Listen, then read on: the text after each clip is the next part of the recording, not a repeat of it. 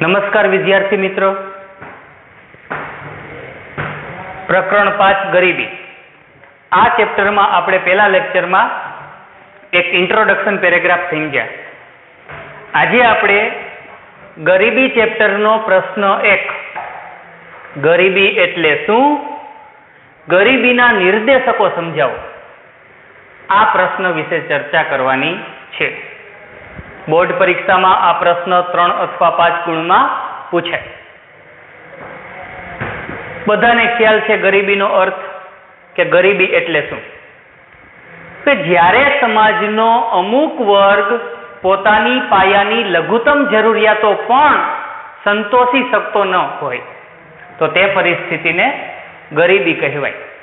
શું કીધું? તો કે જ્યારે સમાજનો અમુક વર્ગ પોતાની પાયાની લઘુત્તમ જરૂરિયાતો પણ સંતોષી શકે નહીં તો તે પરિસ્થિતિ એટલે ગરીબીની સ્થિતિ. પાયાની લઘુત્તમ જરૂરિયાતોમાં તો કે પોષણક્ષમ આહાર, કપડાં, રહેઠાણ, શિક્ષણ, આરોગ્ય, આ બધી પાયાની લઘુત્તમ જરૂરિયાતો છે. આ બધી પાયાની જરૂરિયાતો છે. આવી જરૂરિયાતો લઘુત્તમ માત્રામાં પણ જે વ્યક્તિ નથી સંતોષી શકતી એ વ્યક્તિને આપણે ગરીબ વ્યક્તિ ગણશું, અને આવી સામૂહિક સ્થિતિને ગરીબીની સ્થિતિ કહેવાય. 1 માર્કમાં ગરીબી એટલે શું અર્થ પૂછાય તો આ લખો. હવે ગરીબીના નિર્દેશકો. ગરીબીના નિર્દેશકોનો અર્થ પણ 1 માર્કમાં પૂછાય છે કે ગરીબીના નિર્દેશકો એટલે શું? તો કે ગરીબીની કક્ષા અને તેનું બંધારણ દર્શાવતી બાબતોને ગરીબીના નિર્દેશકો કહેવાય. ગરીબીની કક્ષા અને ગરીબીનું બંધારણ દર્શાવતી આ 11 બાબતો કે જે ગરીબીની કક્ષા દર્શાવે છે, ગરીબીનું બંધારણ દર્શાવે છે, આ 11 બાબતો એ ગરીબીના નિર્દેશકો છે. ટૂંકમાં કહી તો ગરીબી દર્શાવતા પરિબળ એટલે ગરીબીના નિર્દેશક. ટૂંકમાં કહી તો ગરીબી દર્શાવતા પરિબળ એટલે ગરીબીના નિર્દેશક.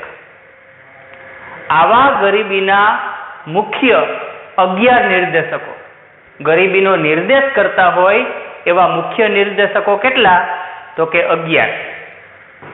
ગરીબીના 11 નિર્દેશકોને સરળતાથી યાદ રાખવા માટે આપણે એક સૂત્ર બનાવ્યું છે, આ માં અવિરત બેસી કૂપો પીસે, કે જ્યાં આ ઉપરથી આવક અને સંપત્તિની અસમાન વહેંચણી, મા ઉપરથી નીચો માથાદીઠ ઘરગથ્થુ વપરાશી ખર્ચ, અપેક્ષિત આયુષ્ય અને બાળ મૃત્યુ દર, વીજળીનો વપરાશ, રહેઠાણ, તબીબી સગવડ, બેરોજગારીનો ઊંચો દર, શિક્ષણ, કુપોષણનું પ્રમાણ, કૂપો એટલે કુપોષણનું પ્રમાણ, પી એટલે પીવાનું પાણી, અને સે એટલે શૌચાલયની સુવિધા.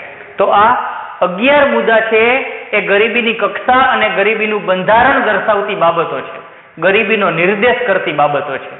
જે દેશમાં આવક અને સંપત્તિની વહેંચણી અસમાન હોય ત્યાં ગરીબી છે એમ કહેવાય. જે દેશમાં ઘરગથ્થુ વપરાશી ખર્ચ, માથાદીઠ ઘરગથ્થુ વપરાશી ખર્ચ નીચો હોય ત્યાં ગરીબી વધારે છે એમ કહેવાય.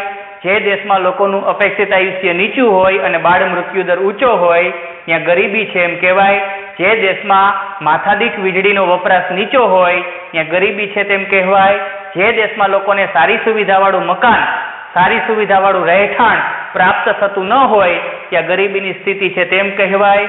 જે દેશમાં તબીબી સગવડ ઓછી હોય ત્યાં ગરીબી, જે દેશમાં બેરોજગારીનો દર ઊંચો હોય ત્યાં ગરીબી, જે દેશમાં શિક્ષણની સ્થિતિ નબળી ત્યાં ગરીબી, જે દેશના લોકો પોષણક્ષમ આહાર મેળવી શકતા ન હોય, કુપોષિત વ્યક્તિઓનું જ્યાં વધુ પ્રમાણ ત્યાં ગરીબી, જે દેશના લોકોને પીવાનું શુદ્ધ પાણી પ્રાપ્ત થતું ન હોય, દૂષિત પાણીનો પીવા માટે ઉપયોગ થતો હોય ત્યાં ગરીબી, અને જે દેશમાં શૌચાલયની સુવિધા અપૂરતી હોય તો ત્યાં પણ ગરીબીની સ્થિતિ છે તેમ કહેવાય.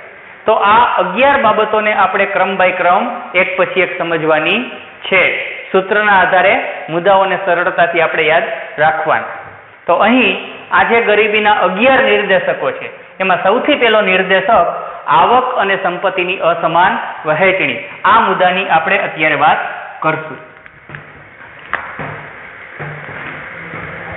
1991 આર્થિક સુધારા બાદ બધાને ખ્યાલ હશે કે 1991 દેશની અંદર આર્થિક સુધારાઓ અમલમાં આવ્યા.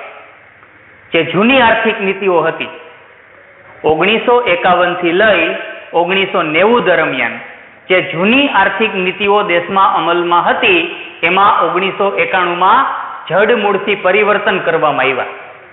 એ સમયની જે સરકાર હતી એ સરકારે 1991માં જૂની આર્થિક નીતિઓમાં જડમૂળથી પરિવર્તન કર્યા, જેને આર્થિક સુધારા તરીકે ઓળખવામાં આવે છે.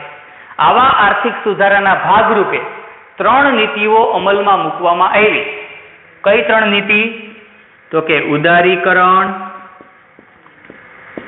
ખાનગીકરણ અને વૈશ્વિકીકરણ. આર્થિક સુધારાના ભાગરૂપે 1991 થી દેશમાં આ 3 નીતિ અમલમાં મૂકવામાં આવી. આ નીતિઓ દેશમાં અમલી થવાથી, આ નીતિઓનો દેશમાં અમલ થવાથી દેશનો ઊંચા દરે આર્થિક વિકાસ શક્ય બન્યો. 1991ના આર્થિક સુધારા બાદ ભારતમાં ઊંચા દરે આર્થિક વૃદ્ધિ શક્ય બની અને લોકોની માથાદીઠ આવકમાં પણ ખૂબ ઝડપથી વધારો શક્ય બન્યો. બહુ સારી વાત છે કે આવા આર્થિક સુધારા અપનાવવાથી દેશમાં ઊંચા દરે આર્થિક વૃદ્ધિ પણ શક્ય બની અને લોકોની માથાદીઠ આવકમાં પણ ઝડપી વધારો થયો. આર્થિક સુધારાના ભાગરૂપે આ પ્રકારના ઇચ્છનીય પરિવર્તનો દેશના અર્થતંત્રમાં શક્ય બન્યા. છતાં પણ એક મુશ્કેલી, દેશમાં આવકની અસમાન વહેંચણી, એને લીધે ગરીબીની સ્થિતિમાં નોંધપાત્ર ઘટાડો શક્ય બન્યો નહીં. આર્થિક સુધારા અમલમાં આવવાથી દેશમાં ઊંચા દરે આર્થિક વૃદ્ધિ થઈ, આર્થિક વિકાસ થયો, માથાદીઠ આવકમાં ઝડપી વધારો થયો, પણ આવકની અસમાન વહેંચણીને લીધે ગરીબીની સ્થિતિમાં નોંધપાત્ર ઘટાડો શક્ય બન્યો નહીં. એનો મતલબ એમ થાય કે દેશમાં જે આર્થિક વિકાસ થયો એના મેક્સિમમ લાભો ધનિકો લઈ ગયા, જ્યારે જે તળિયાના ગરીબ લોકો હતા એના સુધી આવક વૃદ્ધિના લાભો ખાસ કઈ પહોંચ્યા નહીં, ને એટલે જ તળિયાના ગરીબ લોકોની સ્થિતિમાં નોંધપાત્ર સુધારો થયો નહીં, ગરીબીમાં નોંધપાત્ર ઘટાડો થયો નહીં. આવકની અસમાનતા વધવાની સાથે જ આપણા દેશમાં એક તરફ ઊંચા જીવન ધોરણ સાથે સારી સુવિધાઓ ભોગવતો ધનિક વર્ગ જોવા મળે છે. દેશમાં આવકની અસમાન વહેંચણીની સ્થિતિ છે ને એટલે જ દેશની અંદર એક તરફ સારી સુવિધાઓ ભોગવતો, ઊંચી માથાદીઠ આવક ધરાવતો, ઊંચું જીવન ધોરણ જીવતો ધનિક વર્ગ જોવા મળે છે. તો બીજી બાજુ આપણા દેશમાં ઓછી આવક ધરાવતો, મકાન વિહોણો, ગંદા વસવાટોમાં એટલે કે ઝૂંપડપટ્ટીમાં વસવાટ કરતો, તેમજ ખોરાક, શિક્ષણ અને સ્વાસ્થ્ય જેવી પાયાની સુવિધાઓથી વંચિત રહેતો ગરીબ વર્ગ પણ જોવા મળે છે. એટલે કે દેશની અંદર એક બાજુ ધનિકો છે જે ઊંચી માથાદીઠ આવક ધરાવે છે, ઊંચું જીવન ધોરણ જીવે છે, સુખી છે, સાધન સંપન્ન છે, તો બીજી બાજુ દેશમાં ગરીબ વર્ગ પણ છે કે જે મકાન વિહોણો છે, ગંદા વસવાટોમાં વસવાટ કરે છે, શિક્ષણ, સ્વાસ્થ્ય, પોષણક્ષમ આહાર વગેરે જેવી પાયાની સુવિધાઓથી વંચિત રહીને જીવન પસાર કરે છે, ઓછી આવક ધરાવે છે, નીચું જીવન ધોરણ જીવે છે. આ પ્રકારના ગરીબો પણ દેશની અંદર જોવા મળે છે. ભારતમાં 1998માં જે સર્વે થયો એ મુજબ એક વાત કે ટોચની જે 1% ધનિક વસ્તી છે એ રાષ્ટ્રીય આવકનો કેટલા ટકા હિસ્સો લઈ જાય છે? તો કે 9%. ટોચના માત્ર 1% ધનિક લોકો, ટોચ લેવલના 1% ધનિક લોકો રાષ્ટ્રીય આવકનો 9% હિસ્સો મેળવે છે.